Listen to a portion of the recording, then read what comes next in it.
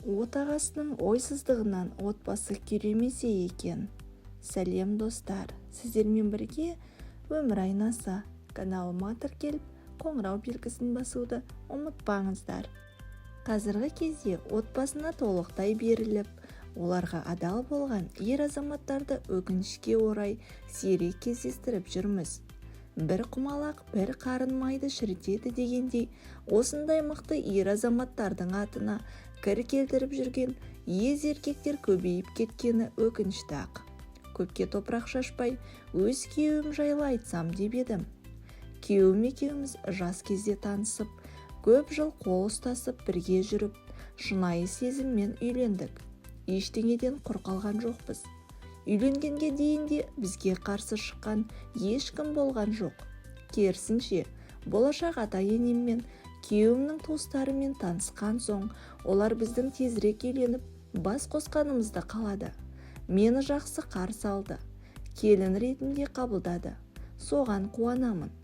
Келін болып түскен жерім қарапайым жақсы кісілер. Орташа жағдайы бар. Көп балалы отбасы болдық. Тұрмыстық жетіспеушіліктерді көрмедім. Асқан бай болмасақ та, әйтеуір ішке асқа, киер киімге кенде болған жоқпыз. Өзім шығармашылық бағытта білім алғанмын. Бала тәрбиесімен үйде отырып қалдым.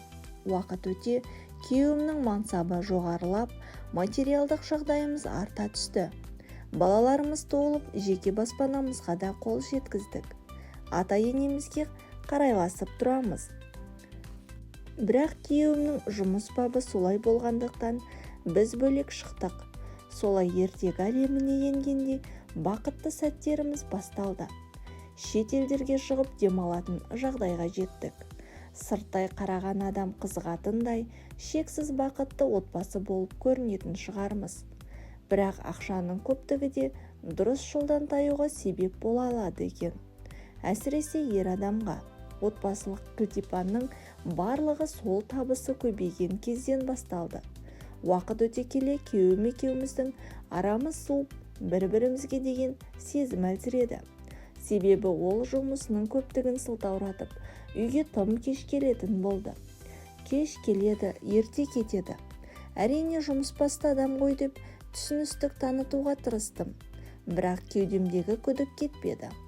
Ол басқа елдермен кездесе бастады.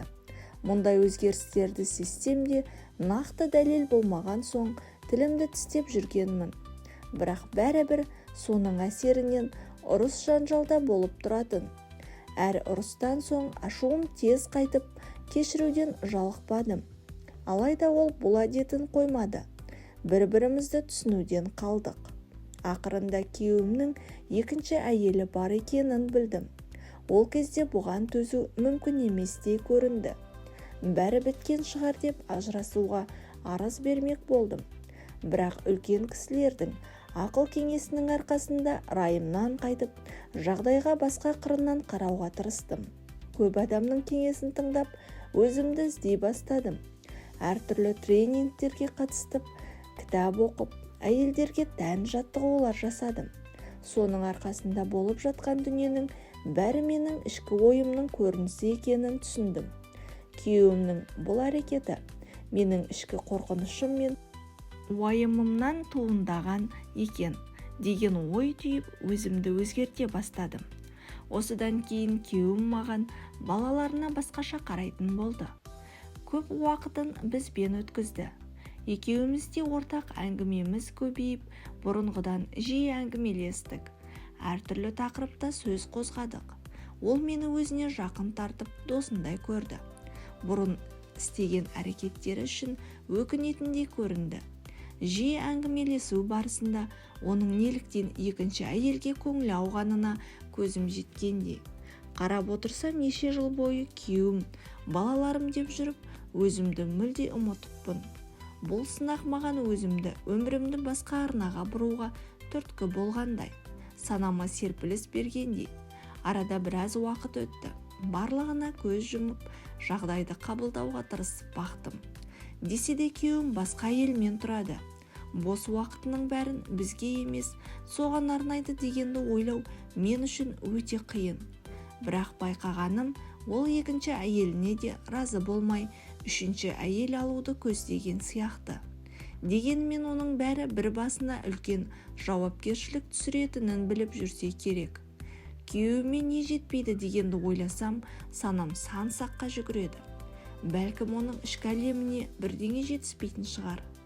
Ол менен де, әлгі әйелінен де нағыз жанына керек дүниені ала алмай жүргеннен сезінемін. Психологтардың жазбасы өмірлік оқиғалар желісі, ер адамның сырттан көңілдес іздей бастауы, әйеліне көңілі толмай бос кеуде болып жүргенінде дейді. Күйеуіме көмектескім келеді. Жарымның ішкі әлемін қалай байыта аламын? Маған толық көңілі толу үшін не істеуім керек?